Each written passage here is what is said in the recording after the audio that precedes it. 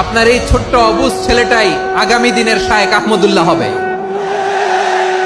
আপনার হেফজখানায় পড়া ওই ছোট্ট ছেলেটাই আগামী দিনের আল্লামা মামুনুল হক হবে। আপনার ওই ছেলেটা আমির হামজা হবে, আব্দুল হাই সাইফুল্লাহ হবে।